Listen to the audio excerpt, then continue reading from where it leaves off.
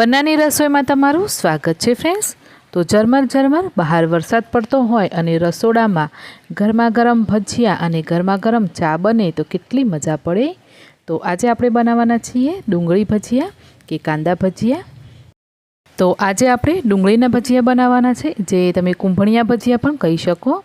તો એના માટે છે ને ડુંગળી થોડી ક્વોન્ટિટીમાં વધારે જોઈતી હોય છે। તો હું અહીંયા 300 ગ્રામ જેટલી ડુંગળી લઈ અને સમારવા બેસી હતી જ કે ભવ્ય આવી ગયો ને એ કે મમ્મી મને પણ તારી જેમ ડુંગળી કટ કરવી છે। તો પહેલાં તો મને એમ લાગ્યું કે આ કપાઈ ના જાય એટલે મેં ચપ્પુ આપવાની ના પાડી। પણ છે ને ફ્રેન્ડ્સ, જ્યારે છોકરાઓ જીદે ચડે ને તો ક્યારેક આપણે એમની જીદ માનવી પડતી હોય છે। તો આજે પણ મારી સાથે એવું જ થયું। ઘરમાં એ એકલો હતો, એની દીદી હતી સ્કૂલમાં હતી। તો પછી મેં કીધું ચલ કાપતા રહેતું, હું બાજુમાં છું જ ને આમે। તો પછી મેં એને કીધું આ રીતે કટ કરવાની। તો સાચે જ એને મારાથી વધારે ડુંગળી તો કટ કરી જ નાખેલી। પણ આ ડુંગળી કટ કરતાં એટલું રડ્યું છે ને કે જેટલું એને હું કોઈક વાર મારું ને તો પણ નથી રડતો, એટલું એ રડ્યો છે આજે ડુંગળી કટ કરતાં। તો ચાલો, ડુંગળી તો કટ થઈ ગઈ। મને એમ કે ડુંગળી કટ કરી રડી પણ ગયો તો જીદ પૂરી થઈ ગઈ હશે ભાઈની, પણ ના, ભાઈ તો આજે માનવાના જ નહોતા। અને કેટલા ખબર, 6 થી 7 મરચાં એને આ રીતે એની જાતે જ કટ કરી નાખ્યા। મને એમ હતું કે ડુંગળી તો ભલે મોટી સાઈઝની હતી તો કટ કરી જ છે, મરચાંમાં તો એ નહીં હાથ લગાવે, પણ ના, મરચાં પણ જે રીતે આપણે કટ કરીએ ને બસ એ રીતે જ એને કટ કરી લીધા। એને આ રીતે રસ લઈને કામ કરતા જોયું ને મેં આજે, તો મને એક વાત તો સમજાઈ ગઈ છે કે મારા પછી જો ઘરમાં કોઈ જમવાનું બનાવતા શીખી જશે ને તો એ આ જ છે। તો એની બેન પહેલાં પણ આ શીખી જશે એની ગેરંટી મને આજે આવી ગઈ છે। તો ચલો, જેમ તેમ કરી સમજાવીને મેં હવે એને સાઈડ કરી દીધો છે અને હું આવી ગઈ છું।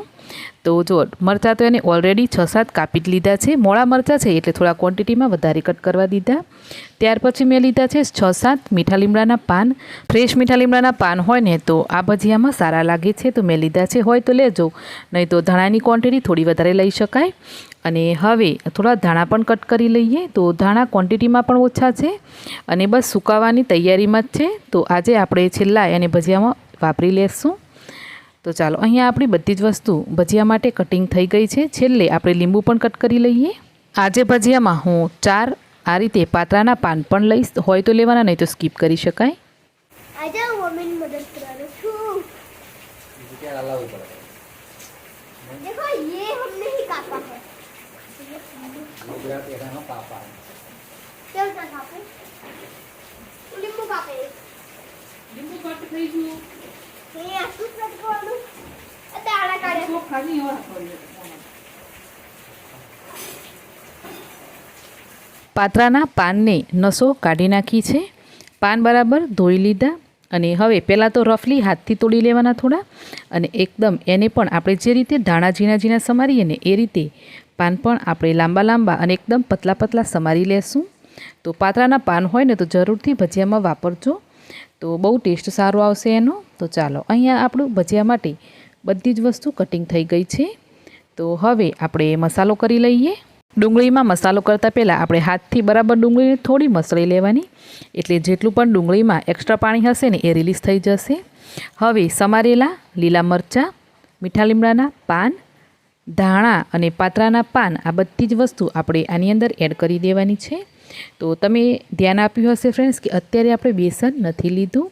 તો આ ભજીયામાં છે ને બેસન તમારે પહેલેથી નહીં લેવાનું, પહેલાં ડુંગળી તૈયાર કરી લેવાની અને ત્યાર પછી જ બધી વસ્તુ આની અંદર એડ કરવાની। બીજી બાજુ આપણે તેલ પણ ગરમ થવા માટે મૂકી દીધું છે।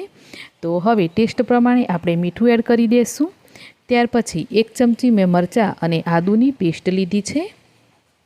અને હવે આપણે થોડો અહીંયા અજમો અને જીરાને હાથથી ક્રશ કરીને એડ કરશું। ત્યાર પછી થોડા આખા દાણાને પણ એ જ રીતે હાથમાં લઈ અને ક્રશ કરીને એડ કરવાના। 2 ચપટી હિંગ એડ કરી દેશું અને ત્યાર પછી 2 થી 3 ચપટી જેટલા મીઠા સોડા એટલે કે બેકિંગ સોડા એડ કરવાના છે।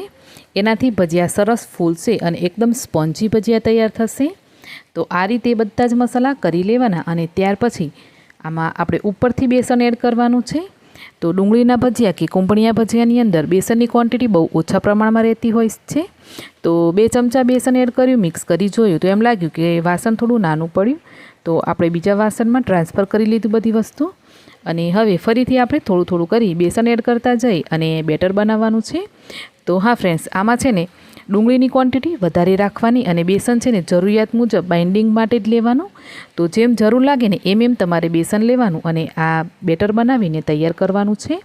તો ટોટલ મેં અહીંયા 1 કપ જેટલું બેસન વાપર્યું છે અને કંઈક આ રીતનું બેટર બનાવીને તૈયાર કર્યું છે. તો તમે જોઈ શકો છો બેટર બનાવ્યું છે ને, તો એમાં આપણને બેટરની અંદર ડુંગળી છે એ અત્યારે દેખાઈ રહી છે. તો બસ આ રીતે બેટર બનાવી તૈયાર કરી લેવાનું. મસાલાઓ તમે થોડું ચાખી અને ચેક કરી શકો. અને હવે બેટર બની જાય એટલે છેલ્લે આપણે જે લીંબુ કટ કરેલું એ લીંબુનો રસ એડ કરી દઈશું.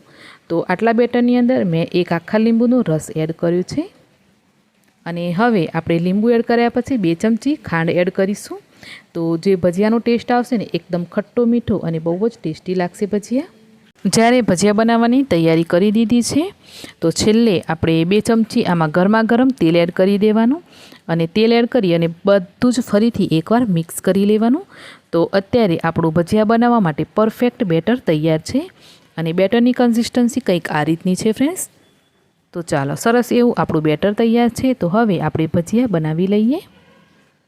તો ભજીયાને તળવા માટે તેલ પણ આપણે પહેલેથી ગરમ કરી લીધું છે. તો થોડું થોડું ચમચીથી આપણે આ રીતે બેટર રાખતા જઈશું અને ભજીયા બનાવી લેવાના. તો કુંભળિયા ભજીયા કે ડુંગળીના ભજીયાનો કોઈ શેપ આવતો નથી. આ રીતે તમે એને ચમચીથી રાખી દેશો ને તો પણ એની જાતે જ એનો શેપ લઈ લેશે અને સરસ એવા આપણા ભજીયા તૈયાર થશે. 1-2 ચમચ જેટલા આવ્યા એટલા ભજીયા મેં બનાવી લીધા છે. ભજીયાને ફ્રાય થતાં 2 થી 2.5 મિનિટ જેટલો ટાઈમ લાગશે અને એકદમ ગોલ્ડન કલર અને ઉપરથી થોડા ક્રિસ્પી થાય એટલે ભજીયાને આપણે કાઢી લેવાના. આ રીતે આપણે બધા જ ભજીયા બનાવીને તૈયાર કરી લેશું. આટલા બેટરમાંથી મેં 3 થી 4 બેચ કરી અને ભજીયા બનાવી તૈયાર કરી લીધા છે. બીજી બાજુ સરસ મજાનો ઝરમર વરસાદ પણ વરસી રહ્યો છે.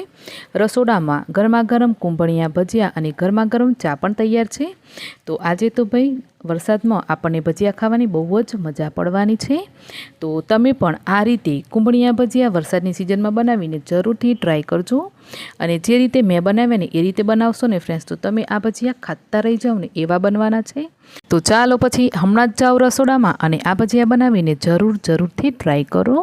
અને હા, કુંભળિયા ભજીયાની રેસીપી તમને કેવી લાગી મને કોમેન્ટ કરીને જણાવવાનું બિલકુલ નહીં ભૂલતા. રેસીપી તમને પસંદ આવી હોય તો વિડીયોને લાઇક શેર કરી ચેનલને જરૂરથી સબસ્ક્રાઈબ કરજો. મળીશું એક આવી જ નવી રેસીપી સાથે. આવજો.